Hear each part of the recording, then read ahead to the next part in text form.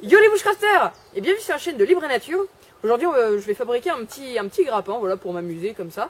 Donc voilà, ça peut toujours être voilà, sympa et puis trouver quelques petites utilités. Donc on va faire ça tout de suite. Voilà, donc ici on a les deux morceaux de bois donc, qui vont nous servir à faire le grappin. Donc j'ai pris deux bouts de bois vraiment bien secs, donc je me suis vraiment assuré la solidité pour pas que ça foire tout simplement et avoir un grappin solide.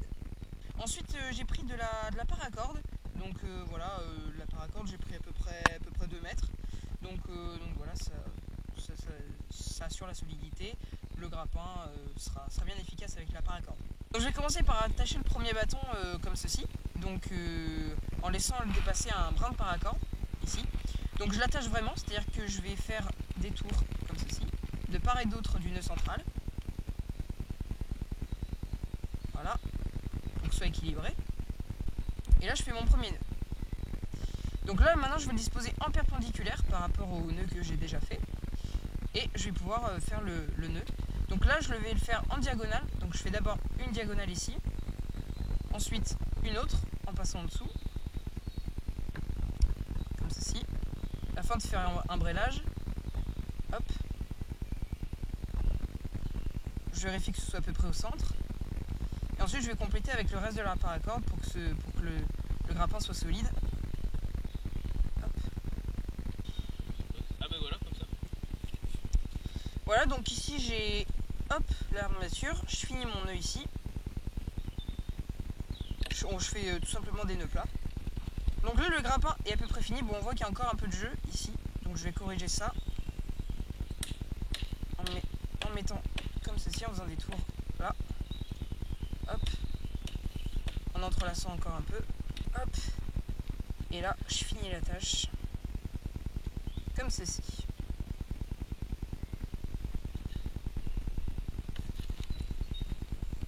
Voilà, donc là c'est vraiment à peu près solide. Là on peut compléter. Donc voilà, ensuite on se retrouve avec ça, donc avec le reste de la paracorde ici. Là on peut commencer à le faire tourner comme ceci. Et on va commencer les tests. Donc je vais vous expliquer à peu près comment ça doit fonctionner en fait pour que le grappin marche. Donc en fait il ne faut pas que le grappin s'enroule juste comme ceci. Et qu'ensuite quand on tire, il s'en aille comme ça. En fait le but, il va falloir trouver un système pour que la corde et le grappin s'en mêlent autour de l'arbre. Donc le mieux, ça serait par exemple de faire comme ceci. Il passe au-dessus, il passe en dessous et ensuite il repasse comme ça par exemple. Voilà. Et là après quand on tire, là il est vraiment calé et c'est solide. Alors vous allez dire mais c'est un petit peu compliqué à faire en vrai. Non, il faut juste un petit peu d'entraînement. Mais le but c'est pas que ça passe juste une fois par-dessus ou par-dessous. Donc je vais vous montrer par exemple comme ceci. Donc en général bien sûr on le fera en l'air.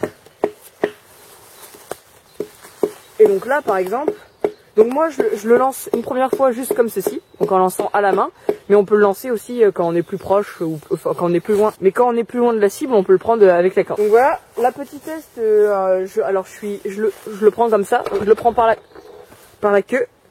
Donc je le prends par la corde et non pas par le grappin lui-même. Et là, hop, on prend un petit peu d'élan et hop. Et voilà, et donc là, ça c'est facile à faire.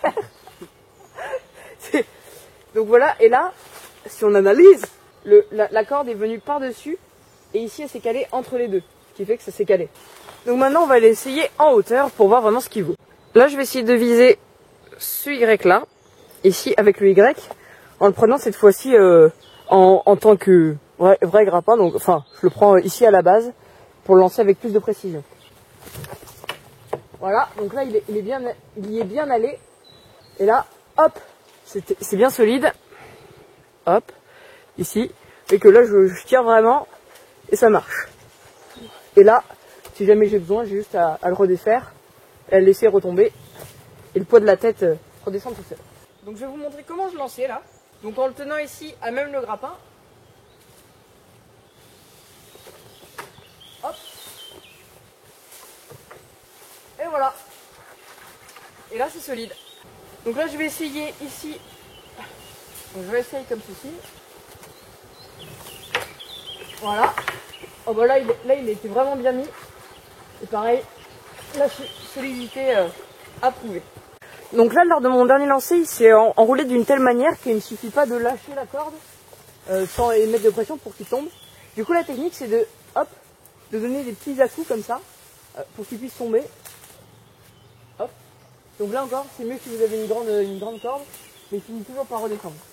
Voilà, donc après, c'est à vous de vous amuser à faire ce que vous voulez. Mais là, par exemple, hop, je vise, tac, et voilà. Et là, on est bien solide.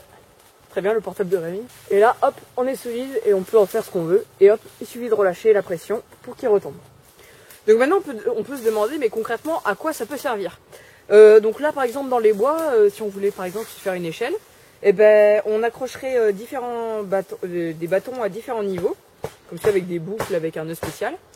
Et donc, on pourrait lancer le grappin, l'accrocher en hauteur, et ensuite faire une échelle de corde pour le maintenir pendant qu'on monte. Et donc, ça pourrait faire une échelle de corde assez simple. Après, si vous avez une plus grosse corde, une corde d'escalade par exemple, mieux que de la paracorde, enfin qui fait moins mal aux mains et qui glisse moins, ça peut tout simplement faire une corde de traction pour vous permettre de vous hisser dans les arbres. Ou même aussi faire tout simplement une corde de Tarzan pour vous lancer, mettre vos gamins, les lancer dans... tuer comme ça. Ah, mais... Donc là ici je me suis fait une sorte de petite place où je peux m'asseoir juste au-dessus de ma cabane. Et donc ici on peut voir ici l'utilité. Par exemple, si j'avais pas, bon ici je me suis fait une sorte de petite barre, je me suis fait ici une sorte de petite barre de pompier qui me permet de descendre. Mais ici, si j'avais pas ça et que je m'étais construit une échelle de corde, hop, j'aurais juste à mettre ça ici. Et ici c'est solide et là je pourrais grimper à la corde aisément. Et ici j'ai installé un bâton comme ceci, donc avec de la paracorde enroulée comme ceci en nœud de prussique. Donc ce qui fait que je peux la bouger, hop, à la main. Ce qui fait que je peux la bouger à la main ici en descendant, en forçant ici, mais le bout de bois en lui-même ne peut pas descendre. Donc ça c'est vraiment un nœud pratique sur ce système.